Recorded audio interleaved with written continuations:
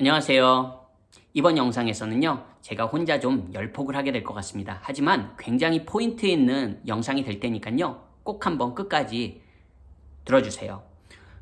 제목 보셨죠? 탑 50 대학이 아니라면 반드시 캐나다 대학교로 유학 가야 되는 이유. 요즘 유학 엄청나게 많이 갑니다. 학사과정 유학 기준으로 말씀드리는 거예요. 대학교, 소위 말하는 굉장히 많이 가요. 그리고 세계 100대 대학이다, 200대 대학이다, 300위권 대학이다, 400위권 대학이다. 이런 식으로 광고하면서 굉장히 많은 한국 학생들이 그런 해외 대학교로 유학을 갑니다. 학사학위를 받으러. 근데 냉정하게 생각하셔야 돼요. 제가 원래는 한 탑 20로 줄이고 싶었습니다. 하지만 그거는 좀 너무 과한 것 같고요. 그래서 탑 50까지 좀 한정을 지었지만 여러분 100위권 대학이든 200위권 대학이든 300위권 대학이든 그 대학을 졸업했을 때 그 졸업장이 나에게 주는 가치에 대해서 아주 냉정하게 고려해 보셔야 돼요. 예를 들어서 내가 영국의 세계 200위권 대학을 졸업했다. 그러면 그래서 뭐요? 그거 가지고 뭘 하실 겁니까? 한국으로 다시 돌아오실 겁니까? 한국으로 돌아오신다면 경쟁력이 거의 없다고 보시면 됩니다. 동네에선 자랑할 수 있겠죠. 저 집 아들, 저 집 딸 영국에서 대학 다녔대. 그것 때문에 유학 가시는 분 없으시죠? 그러면 유학을 간다는 거는 그 졸업장으로 인해서 내가 나중에 취업시장에서 경쟁력을 갖고 아니면 저는요, 그 나라에서 취업을 할 거예요. 그렇다면 내가 그 유학 간 나라의 졸업장으로 그 나라에서 얼마나 안정적으로 취업 활동을 할 수 있는지, 즉 어떤 비자가 제공되는지 유학생들에게, 그리고 그 향후에 직장 경력을 쌓아서 내가 그 나라에서 어떻게 정착할 수 있는지까지 생각해 보셔야 돼요. 근데 어린 학생들이기 때문에 지금 고등학교 졸업하고 20대 초반에 그런 것까지 생각 못하고 그냥 현혹돼서 세계 100위권 대학이다, 세계 200위권 대학이다, 그거에 그냥 현혹돼서 영국이나 호주나 미국이나 이런 데로 유학 가는 친구들 많습니다. 그거 나중에 유학 갔다가 시간하고 돈 쓰거든요. 제가 유학 선배예요, 여러분. 저 영국에서 유학했습니다. 근데 제가 캐나다를 권하는 이유는요, 캐나다는요, 대학교 4년제 기준으로 공립이든 사립이든 학사과정 4년제 졸업하면 3년의 워크퍼밋 줍니다. 그 3년의 워크퍼밋으로 그 안에 자기가 대학과정 열심히 공부한 학생이라면 취업 가능하고요. 그 다음에 영주권까지 갈 수 있습니다. 3년이 뭡니까? 정말 좀 이공계나 이런 보건계열 쪽은 요즘은 시대가 시대라서 굉장히 단기간에도 영주권 취득이 가능한 그런 루트들이, 영주권 취득이 가능한 루트들이 다수 있습니다, 여러분.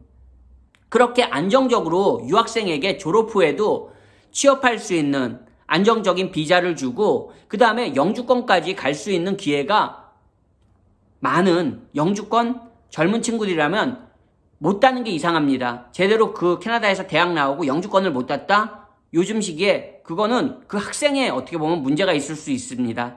경험자로서 그렇습니다. 40대 저도 가능한 일을 20대 친구들이 왜 못하겠습니까? 하지만 예를 들어서 공대 같은 경우는 호주 내가 공대 출신이다. 호주도 내가 공대 출신이면 연봉도 좋고 영주권 트랙들이 있을 거예요. 하지만 영국이나 미국 그렇게 만만하지 않습니다, 여러분. 영주권 트랙이 만만하지 않아요. 소위 말하는 스템 전공자가 아니라면 정말로 어렵습니다. 특히 이런 인문학 계열, 문과 계열은 정말 취업조차 어렵습니다. 냉정한 현실이에요. 그러면 한국에 들어오면 말씀드렸죠? 세계 200위권 대학? 인서울만도 대접 못 받습니다. 인서울 대접도 못 받아요, 여러분. 한국 사람들도 요즘은 다 알아요. 인서울 대학 가는 게 한국에서 더 어렵지, 영국, 미국, 호주, 세계 200위권 대학, 100위권 대학 가는 게 더 어렵지 않다는 거 한국 사람들도 이제 다 알 사람들은 다 압니다, 여러분. 다시 한번 말씀드립니다. 그냥 동네에서 친구들 만나서 나 영국 유학파야, 호주 유학파야, 미국 유학파야 이런 거 포인트가 아니라면 냉정하게 정말 아이비리그나 탑 대학들, 탑 50위권 대학 아니라면 정말 현명하게 생각하세요. 캐나다 대학에서 여러분의 캐나다 대학을 졸업하고 영주권 트랙을 타서 그렇게 직장 생활도 하면서 자기의 커리어도 이어가면서 안정적으로 그 나라에 정착할 수 있는 방법. 영주권 취득 후에 뭐 그때는 또 초이스가 커지는 거잖아요. 한국에 있을 수도 있고 캐나다에서 계속 정착할 수도 있고.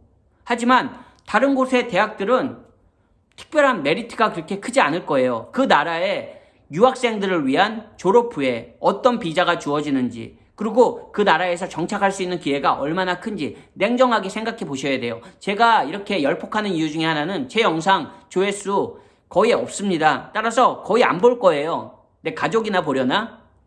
혹시 이 영상 보시고 한 분이라도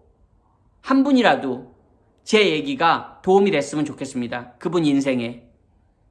그리고 이 영상 보시는 분들은 주변에 혹시 대학교 학사과정, 대학교 유학을 영어 공부과로 유학을 고려하시는 분들이 있다면 캐나다로 가라고 꼭 말씀해 주세요. 제 영상 안 봐도 됩니다. 캐나다 가면 대학 졸업 후에 이렇게 영주권의 기회가 굉장히 크대.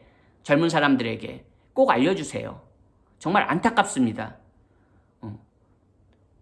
의외로 해외 그 학사과정 유학을 많이 가는데 갔다 와서 뭐 합니까? 뭐 미국 어느 주립대, 뭐 세계 200위권 주립대, 뭐 US 랭킹 메디, 아주 명문대, 뭐 UC 버클리, UCLA에 이런 명문대, 명문 주립대 아닌 다음에는 한국에서 그렇게 큰 메리트 없어요, 여러분.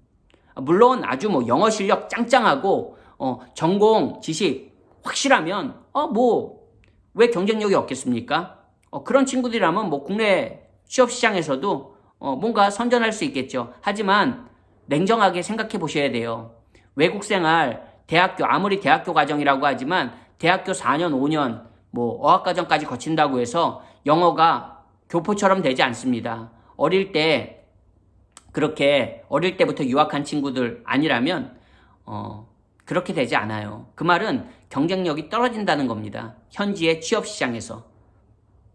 그랬을 때 제가 말씀드린 캐나다가 여러분들에게 좋은 대안이 됐으면 좋겠습니다. 오늘 영상도 시청해 주셔서 감사드리고요. 저는 또 다음번 영상에서 인사드리겠습니다. 안녕히 계세요.